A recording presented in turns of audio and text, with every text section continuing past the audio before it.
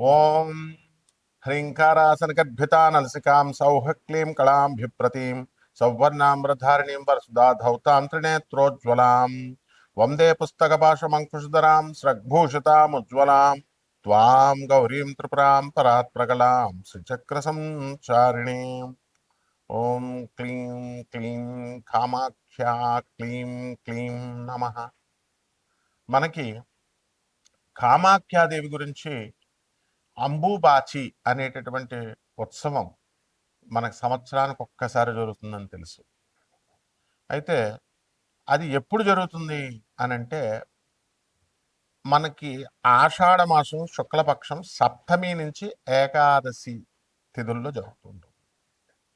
అయితే అమ్మవారు ప్రతి నెల కూడా రజస్వలవుతుంది, మనకి బహిష్ట అవుతుంది. అయితే సంవత్సరానికి ఒక్కసారి మాత్రమే మనం ఆ టెంపుల్ అథారిటీస్ వాళ్ళు ఫంక్షన్ చేస్తారు. అది ఎప్పుడు అంటే ఈ యొక్క ఆషాఢ శుద్ధ సప్తమి నుంచి ఏకాదశి తిథి వరకు.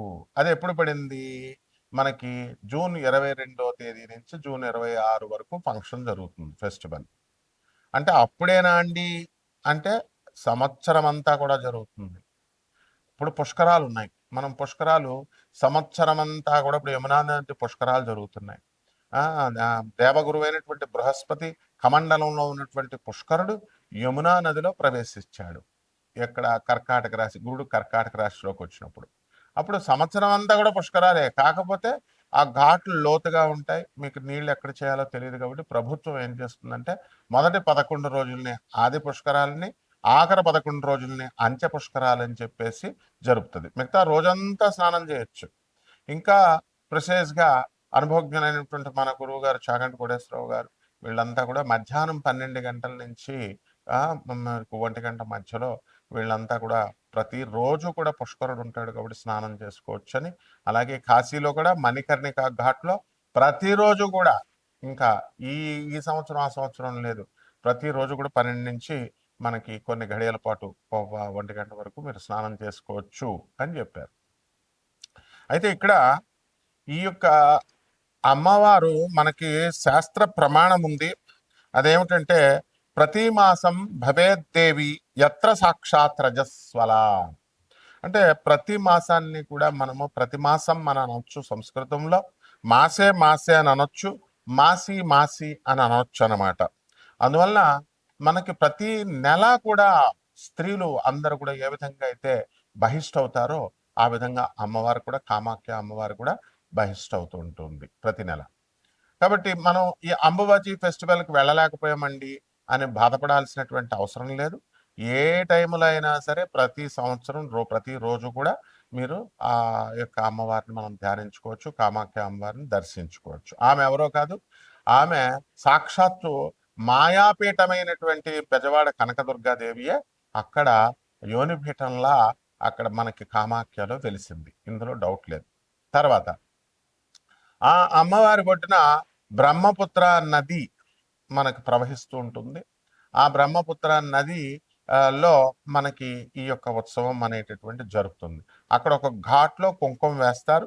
కుంకుమ వేసి అమ్మవారి మిగిలిపోయినటువంటి ఈ యొక్క పూలు పుష్పాలు కుంకుమ వేయడం వల్ల ఆ వాటర్ అనేటటువంటిది ఎర్రగా అక్కడ మాత్రమే ఉంటుంది. దాన్ని పట్టుకొని వీళ్ళందరూ కూడా బ్రహ్మపుత్ర అనేది ఈనిందా అని ఎర్రగా ఉంటుంది అని చెప్పేసి పుకార్లు లేపారు. అతిశయోక్తి, ఎగ్జాగరేట్ చేశారు. అదేవిధంగా అమ్మవారు అక్కడ వాటర్ అంతా కూడా లైట్ పింక్ కలర్, గ్రీన్ కలర్లో ఉంటుంది. అక్కడ ఐరన్ ఆక్సైడ్, సిన్నాబార్ అనేటటువంటి మెగ్నీషియం సల్ఫైడ్ మెటల్స్ ఉండడం వల్ల ఈ యొక్క ఆ వాటర్ ఏమవుతుందంటే రెడిష్ బ్రౌన్ కలర్లోకి చేంజ్ అవుతుంది. గ్రీన్ కలర్లో ఉన్నటువంటి light green colour, light pink కలర్లో ఉన్నటువంటిది రెడిష్ బ్రౌన్ అవుతుంది. ఈ అంబుబాచి ఫంక్షన్లో కామాఖ్య టెంపుల్లో ఏం చేస్తామంటే మనము యోనిపీఠంగా ఉంది కాబట్టి అక్కడ యోని ఆకారంలో ఒక రాయి ఉంటుంది, ఆ విగ్రహం. దాని మీద ఎర్రని గుడ్డ వేస్తారు. అది కూడా మనకి అందరు కూడా తెల్లగుడ్డేస్తే ఎర్రగా అయిపోయిందని ఏదో చెప్తారు, ఎగ్జాగరేట్ చేస్తారు. మామూలుగా అప్పుడు అక్కడ గౌహతిలోనే కాదు, శక్తి క్షేత్రాల అమ్మవారి క్షేత్రంలో మెరిసేటటువంటి ఎర్ర అది తలకు కట్టుకుంటాం కదా, అలాగా జెండాలకు వేస్తాము. ఆ షైనింగ్ వచ్చేటటువంటి రెడ్ క్లాత్ ఆరెంజ్ కలర్లో ఉన్నటువంటిది వేసి కప్పుతారనమాట. తర్వాత అంబుబాచి ప్రసాదంగా ఎలాగైతే గాణగాపురంలో ఆ పాదుకల్లో ఉన్నటువంటి ఆ గంధాన్ని తీసి మరి అడిగిన వాళ్ళకి ఇస్తూ ఉంటారు. అంటే డబ్బులు ఇచ్చిన వాళ్ళకి, పంతులు గారులకు డబ్బులు ఇస్తే ఇస్తారు, 1000 రూపాయలు, 10,000, 5,000 అట్లా అనమాట. అది డిమాండ్ వీళ్ళు క్రియేట్ చేయడం వల్ల వాళ్ళు అలా తయారయ్యారు. ఇక్కడ కూడా అంతే, తెలిసిన వాళ్ళకి ఇచ్చే సీన్ ఏం లేదమ్మా. అక్కడ ఎవరైతే డబ్బులు కడుతూ ఉంటారో వాళ్ళకి ఇస్తూ ఉంటారనమాట. కాబట్టి అక్కడ అదేమీ అవసరం లేదు మీకు. అంబుబాచి అమ్మవారి ఎప్పుడు కూడా బ్రహ్మపుత్ర నది బ్రహ్మదేవుడు అక్కడ సృష్టించాడు. ఆ వాటర్ అక్కడ ఒక స్ప్రింగ్ ఉంటుంది, అంటే వాటర్ ధార, నీటి ధార ఆ అంబుబాచి అమ్మవారి కామాఖ్య టెంపుల్ లోపల అది ఆ యోనిపీఠం మీదగా స్రవిస్తూ ఉంటుంది, ప్రవహిస్తూ ఉంటుంది. ఆ వాటర్ని కొంచెం తీర్థం కింద మనం తాగుతాము. అక్కడ కామాఖ్య టెంపుల్లో 64 యోగిని గణాలు, తర్వాత అష్టాదశ శక్తి పీఠాల దేవతలు, మొత్తం సమస్త శక్తులు అందరూ కూడా ఉన్నారు. దశమహావిద్యల అధిష్టాత్రులైనటువంటి తార, మహాకాళి, చిన్నమస్త, త్రిపుర భైరవి, బగళాముఖి, తర్వాత రాజశ్యామల అంటే మాతంగి, తర్వాత భువనేశ్వరి, కమలాత్మిక, ధూమావతి అండ్ షోడసి లలిత అమ్మవార్లందరూ కూడా అక్కడ ఉంటారు. ఆ టెంపుల్ నుంచి ఒక 8 కిలోమీటర్ల దూరంలో భువనేశ్వరి అమ్మవారు ఉంటారు. కాబట్టి సాధన చేయాలి అనుకునేటటువంటి వాళ్ళు అక్కడికి వెళ్ళి దర్శించుకుంటా ఉంటారు, అక్కడ ధ్యానంలో చేసి వస్తూ ఉంటారనమాట. కాబట్టి ఇక్కడ మనకి ఈ అమ్మవారి గురించి ఏం చెప్పారు, పుష్కరాల్లో ఏ విధంగా అయితే మనకి, ఇప్పుడు మాది గోదావరి రాజమండ్రి, గోదావరి పుష్కరాల్లో ఆ సంవత్సరం అంతా కూడా మేము పెళ్లిళ్ళు చేయం, ఆ నది ప్రవహించాడు. అలాగే మేము బెజవాడలో పెరిగాం, బెజవాడ కనకదుర్గ దేవస్థానం గురువుల దగ్గర, మా దత్తాత్రేయ శర్మ గారి దగ్గర మేము చదువుకున్నాం. కాబట్టి మరి అక్కడ ఆ కృష్ణానది ఒడ్డున మరి అక్కడ కూడా కృష్ణా పుష్కరాలు జరిగినప్పుడు పెళ్లిళ్ళు చేయం, ఆ నది ఒడ్డున ఉన్నటువంటి శుభకార్యాలు చేయరు పుష్కరాల్లో. అదే విధంగా ఈ అంబుబాచి ఫంక్షన్ జరుగుతున్నప్పుడు మనం ఏం జరుగుతుంది అనంటే, పురాణాల్లో చెప్పబడినటువంటి శుక్తి మనకి అంబువాచి త్యాగధినే గృహారంభే ప్రవేశనే గృహేచ ఏమంటాడు, వాపి తటాకారంభేచ గృహేచ కృషి కర్మణి, అంటే ఈ పనులు చేయకూడదని చెప్తోంది. ఏమిటా పనులు? అంబువాచి అన్న అంబుబాచి అన్న అంటే రవీంద్రనాథ్ ఠాగూర్ అనడానికి బెంగాల్లో రవీంద్రనాథ్ బావ అలుగుతారు బాపదులు, రవీంద్రనాథ్ ఠాగూర్ అని. అలాగే అంబుబాచి అయితే అంబుబాచి అంటారు.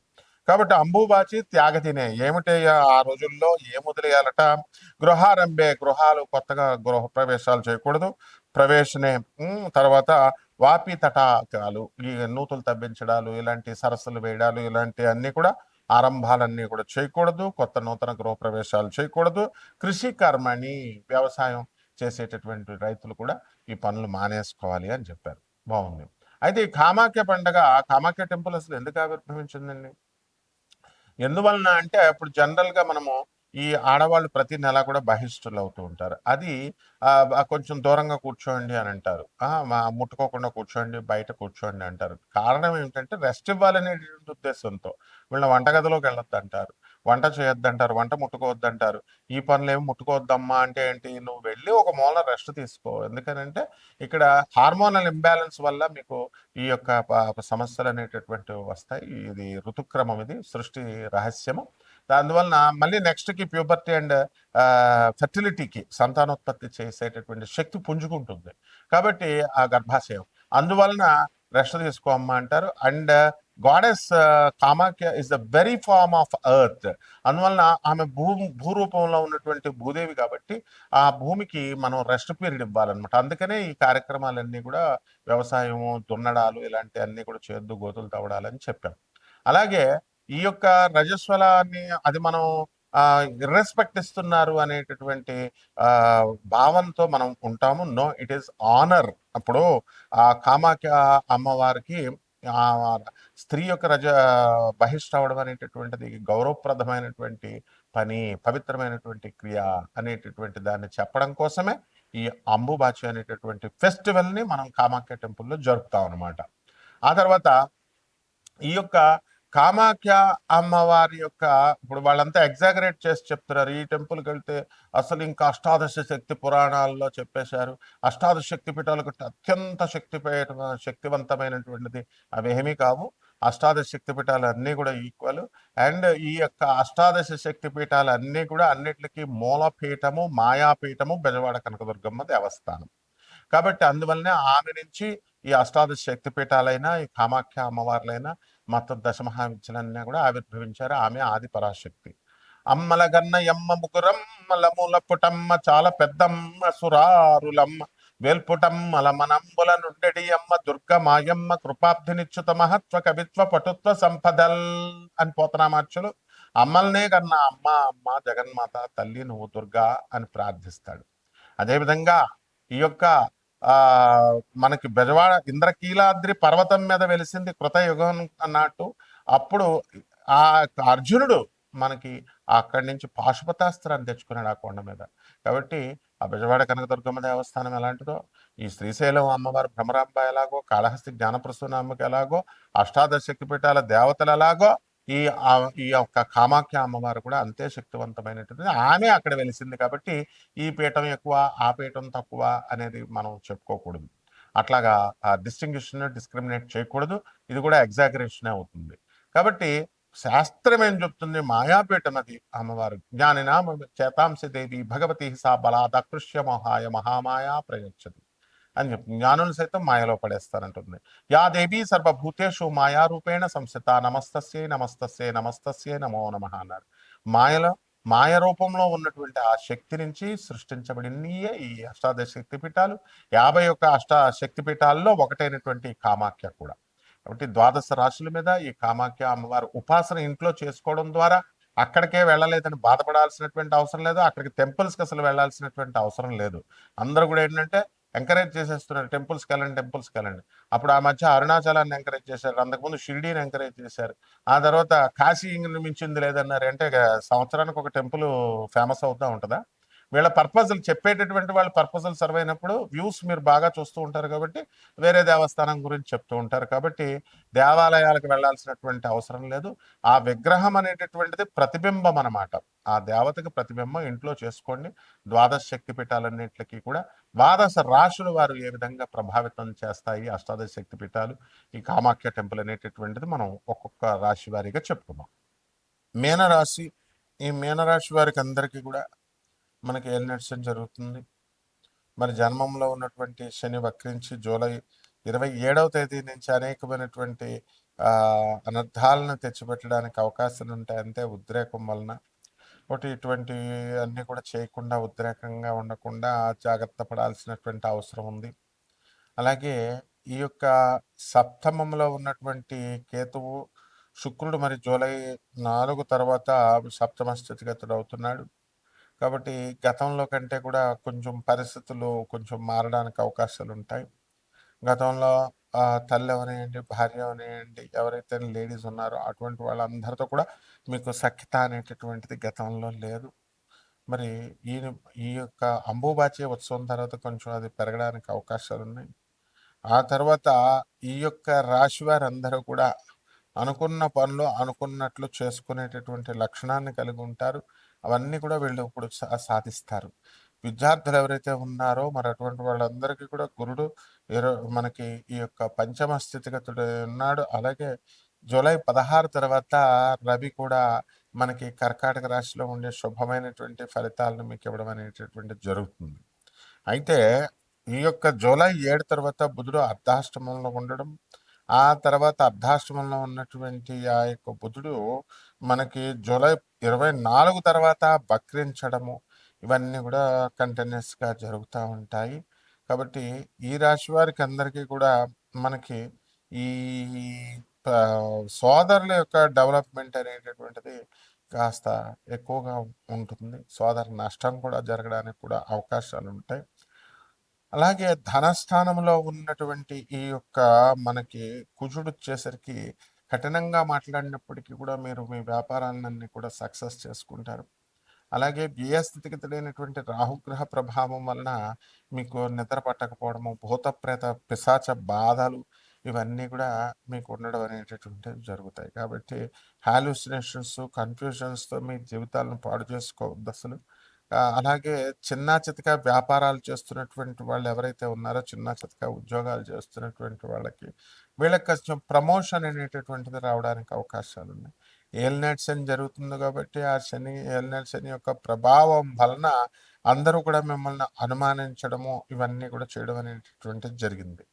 అలాగే మీరంతా కూడా మహిళలంతా కూడా ఏలినట్స్ అని కాబట్టి వీళ్ళందరికీ కోరుకున్న చోట్లకు ట్రాన్స్ఫర్ రావడం, వీళ్ళ మహిళల ఉద్యమం అనేటటువంటిది ముందుకు తీసుకెళ్ళడం, మహిళల డెవలప్మెంట్ కోసం ఎక్కువగా మీరు కష్టపడడం అనేటటువంటిది జరుగుతుంది. అలా విధంగా పరిహారాలు ఏంటంటే ఏలినట్స్ అని జరుగుతుంది కాబట్టి ఇక్కడ కూడా మళ్ళీ మనం శని జపం చేసుకోవాలి. అలాగే రాహు వ్యయ స్థితిగతులు ఉన్నాడు కాబట్టి రాహు జపం చేయండి, రాహు స్తోత్రాలు చదవండి. రాహుకి కిలోంపావు మినుముల్ని ఆవు పేడ రంగు ఉన్నటువంటి వస్త్రాల నుంచి పేద బ్రాహ్మణులకి శనివారం నడిపితే 8 గంటలకి దానం చేసుకోండి. అలాగే దశ మహావిద్యలో ఒకటైనటువంటి తారా అమ్మవారి యొక్క హోమాన్ని మీరు చేసుకోవడం ద్వారా బ్రహ్మాండంగా మీకు కలిసి రావడం అనేటటువంటి జరుగుతుంది. మర్చిపోవద్దు, ఒక రావి చెట్టుని కంపల్సరీ పెంచుకోవాల్సినటువంటి అవసరం ఉంది. కాబట్టి మీ ఇంట్లోనే పెంచుకోవడము, ఒక మూలకి జాగ్రత్తగా దాన్ని కొంచెం పెద్ద అయిన తర్వాత ఈ యొక్క బయట మీకు రోడ్లపైన వాటిపైన కూడా వేసి చక్కగా బ్రతికేటాగా చూడాల్సినటువంటి బాధ్యత మీకుంది. ఈ విధంగా మీరు తర్వాత వేసుకుంటారు కానీ శుభమస్తు.